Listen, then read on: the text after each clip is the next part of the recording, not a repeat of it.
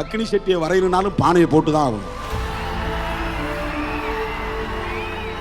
அக்னி சட்டியை வரையணும்னாலும் அவன் வரைகிறவன் அந்த தம்பி திருமாவளவனை நினைச்சுக்கிட்டு தான் பானையை போட்டு அப்புறம் அதுக்கு மேல சோலையை போடணும். தேர்தல் ஆணையம் எப்படி ஒரு இன்டர்லாக்கிங் பண்றான் பாருங்க. வன்னியர் சமூகமும் ஆதி திராவிடர் சமூகமும் ஒன்றுதான், ஒற்றுமையாக இருக்க வேண்டும். அக்னி சக்தி வன்னியர் சமூகத்துக்குரியது, பாமகவுக்குரியது அல்ல, வன்னியர் சமூகத்திற்குரியது. அவங்க அதை கையாளுறாங்க. விடுதலை சிறுத்தைகளின் சின்னம் பானை, அது அக்னி பானை, இது அறிவு பானை. அன்ன பானை, அறிவும் வேணும் அக்னியும் வேணும்.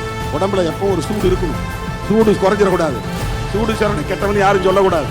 ஆகவே அக்னியும் வேணும் அறிவும் வேணும். நமக்கு தேர்தல் ஆணையமே இந்த சமூகங்களுக்கு இடையில ஒரு நல்லுறவை நல்லிணக்கத்தை உருவாக்கக்கூடிய வகையில் ஒரு விரல் புரட்சியே